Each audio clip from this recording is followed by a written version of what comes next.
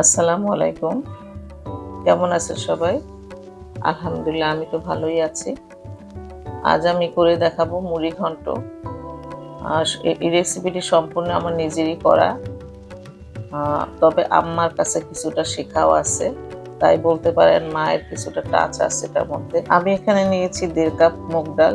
বাজারে অনেক ধরনের মুগ ডাল পাওয়া যায়, কিছুটা মোটা, কিছুটা চিকন, ছোট ছোট।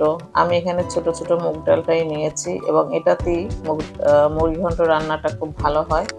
মোটা মুগ ডালটা সিদ্ধ হতে চায় না। নিয়েছি মাছের মাথা, রুই মাছ কিংবা কাতল মাছ, যে কোনো বড় মাছেরই মাথা। আমি এখানে নিয়েছি কাতল মাছের মাথা এবং টুকরো টুকরো করে নিয়েছি। আমার লাগবে আলু, বড় মাঝারি সাইজের একটা আলু ছোট ছোট করে কেটে নেওয়া। আর দিয়ে দিব টমেটো। এখানে 2টা টমেটো ছোট কিউব করে কাটা আছে। পেঁয়াজ 1 কাপের মতো কুচি করে নিয়েছি। যাবে আমার রসুন এখানে একটা রসুন আমি ছেঁচে নিয়েছি আর একটা রসুন আস্ত রেখেছি। 1 চা চামচ আদা বাটা, 1 চা চামচ রসুন বাটা। গরম মশলা 3-4 টুকরো এলাচি, দারচিনি আর লবঙ্গ। পোলার চাল 1 টেবিল চামচ। মিডিয়াম আঁচে প্যান গরম করে আমি মুগ ডালটা ভেজে নিচ্ছি। মুগ ডালটা ভাজার সময় একটু সাবধানতা অবলম্বন করতে হবে, কোনোভাবেই যাতে পুড়ে না যায়। এই জন্য বারবার করেই নাড়তে হবে এবং একটু লাল লাল করে ভাজা হবে। অনেক সময় নিচে লেগে গেলে খুব দ্রুতই পুড়ে যায় এবং সেটা রান্না করলে পরে সেটা উপরে কালো কালো ভেসে থাকে, দেখতে ভালো লাগে না। আমার মুগ ডালটা ভাজা হয়ে গেছে, একটু লাল লাল করে ভাজা হয়েছে এবং একটু আলাদা একটা ফ্লেভারও চলে আসছে। ভাজা মুগ ডাল একটু ঠান্ডা করে ধুয়ে রাখবো যাতে একটু ভিজেও যায়। এবার দিয়ে দিচ্ছি 1/2 কাপ তেল।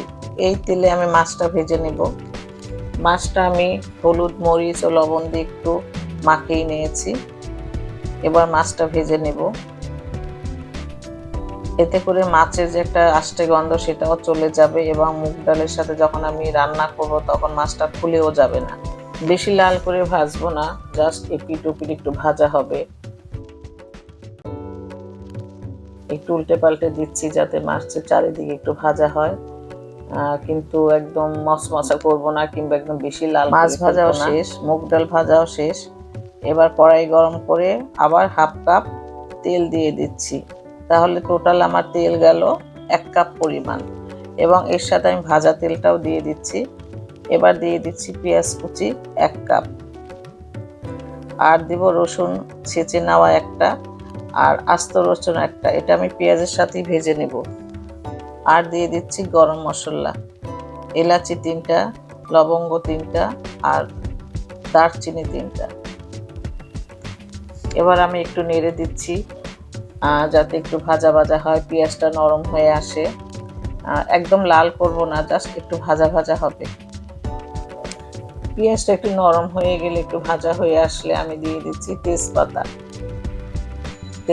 2টা তেজপাতা একটু ভেঙে নিয়েছি। এবার আমি আস্তে আস্তে সব মশলা দিয়ে দিব। দিয়ে দিচ্ছি আলুটা একটু ভাজা দিয়ে নেব। এখানে আমার মাঝারি সাইজের একটা আলু ছোট ছোট করে কেটে নেওয়া আছে।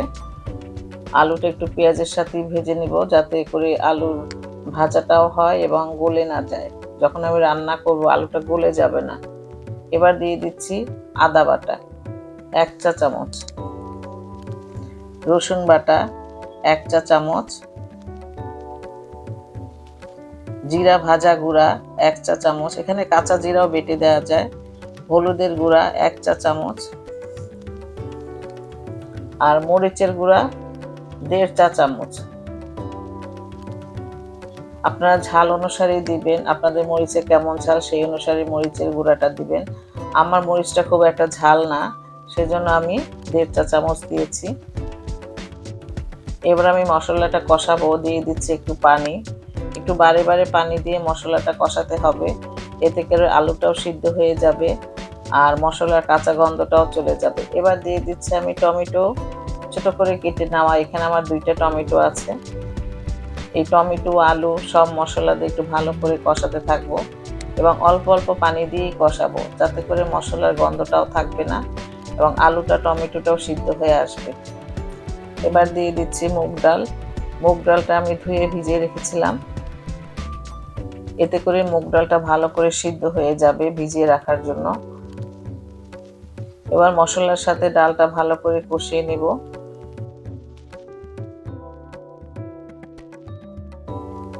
একটু কষানো হলেই দিয়ে দিব আমি পোলার চাল।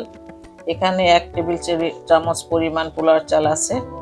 এটা অপশনাল, আপনারা দিতেও পারেন নাও দিতে পারেন, তবে আমার কাছে খুবই ভালো লাগে এই পোলার চালটা দিলে।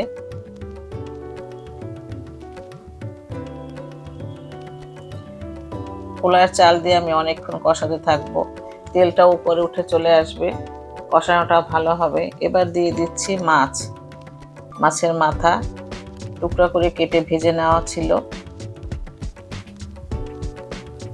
মাছ দিয়ে আমি বেশিক্ষণ কষাবো না, এতে করে মাছটা ভেঙে যেতে পারে। জাস্ট ডালের সাথে মাছের সাথে একটু মিশে গেলে, একটু আঠা আঠা হয়ে আসলে আমি দিয়ে দিব পানিটা আমি আন্দাজ মতোই দিব, যাতে করে ডালটা সিদ্ধ হয়ে আসে। কারণ অনেক ডাল সিদ্ধ হতে চায় না, সেক্ষেত্রে পানি কতটুকু লাগবে নিজেদের আন্দাজ মতো দিবেন। ডালটা কতটুকু সিদ্ধ করতে চান, অনেকে বেশি গলানো চায়, আমি একটু আস্তে আস্তে রাখবো। আমি আন্দাজ মতোই পানি দিয়েছি। এবার আমি ঢেকে দিয়ে কিছুক্ষণ রান্না করব। আমি এখানে 1.5 কাপের মতো পানি দিয়েছি। যদি তাতেও ডালটা সিদ্ধ না হয়ে যায় আপনাদের, তাহলে আপনারা একটু গরম পানি আবার একটু অ্যাড করতে পারেন। এবার দিয়ে দিচ্ছি কাঁচামরিচ, কয়েকটা ফালি করে নিয়েছি, কয়েকটা আস্ত। দিয়ে দিচ্ছি ধনেপাতা কুচি 1 চা চামচ পরিমাণ, আর দিয়ে দিব পেঁয়াজ বেরেস্তা। পেঁয়াজ বেরেস্তা দিলে মুড়ি ঘন্টের একটা আলাদা ফ্লেভার আসে, খেতেও অনেক ভালো লাগে।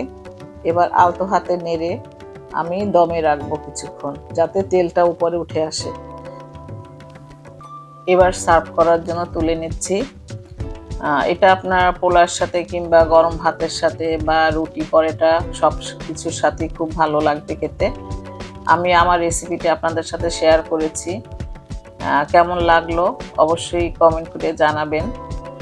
আর ভালো যদি লাগে তবে অবশ্যই আমার পাশে থাকবেন, দোয়া করবেন আমার জন্য, আমি যেন আমার কাজ দিয়ে এগিয়ে যেতে পারি।